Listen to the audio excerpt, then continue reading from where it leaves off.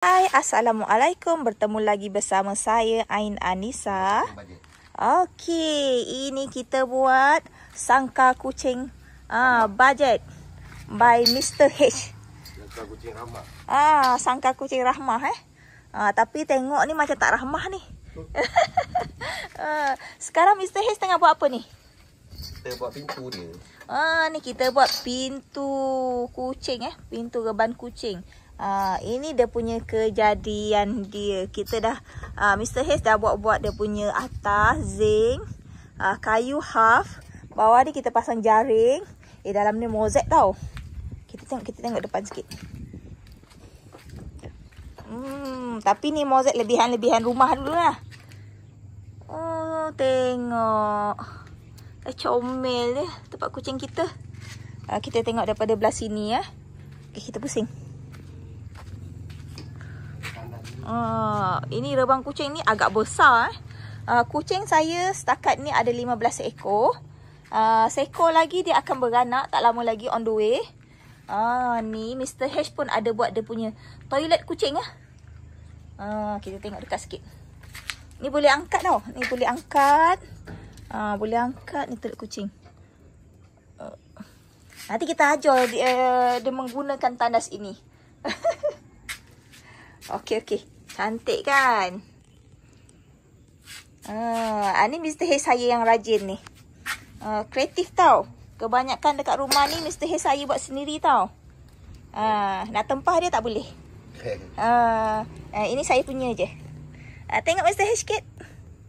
Bye. Okay, ni rangka pintu yang Mr. H buat. Nanti tengah-tengah dia Mr. H akan pasang kawat Saya beli kawat dekat Shopee. Nanti kita tengok proses Mr. H nak pasang dia.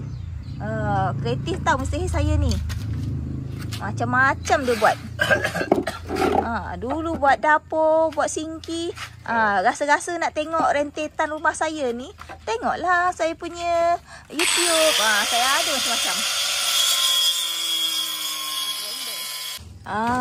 Hari ni kita tengok progress kita punya reban kucing. Ni kita punya miau kita Dia duduk sini pula. Sekarang Mr. H tengah pasang dia punya jaring Wah, sudah nak siap. Dalam ni macam kita masuk. Wah. Dia ada 1 tingkat, 2 tingkat, 3 tingkat dekat atas ni. Kita pakai barang-barang yang ada sahaja. Tengok tandasnya. Mr. H tengah buat. Tengah buat apa Mr. H? Buat reban. Buat reban. Ni kita ada Noah yang kepoci. Ini kita punya jaring yang kita pasang untuk sekeliling kita punya reban kucing. Tengok. Semua Mr. H dah pasang. Alhamdulillah, nampak cantik. Wah. Kucing saya dah bersalin lagi 5 ekor lagi. Dah bertambah keturunan dia. Bawah ni Mr. H dah mozaik. Kita tengok. Ni ada tempat panjat-panjat dia sikit. Kita pakai kayu belimbing kayu belimbing tau. Mr. H ambil ni. Okey. Ini pintu yang Mr. H buat bersama dengan komen Noah. Ini pintu kita punya reban kucing. Cantik dia punya selak Mr. H pakai ni je. Pakai ini untuk selak. Cantik. Ini semua kayu tahan kayu ni. Kena hujan kenapa tak ada masalah. Ini kita punya reban lama. Reban lama kat sini. Ini kita punya miong kita.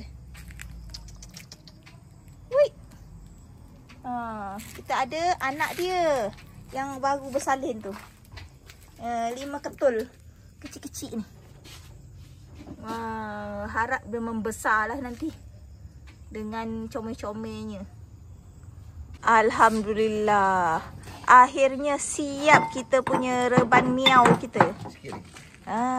Tengok cantik. Okey, terima kasih semua rakan-rakan yang support saya. Okey, dengan ini, siapa yang berminat dengan video saya, please subscribe, like and share. Bye-bye.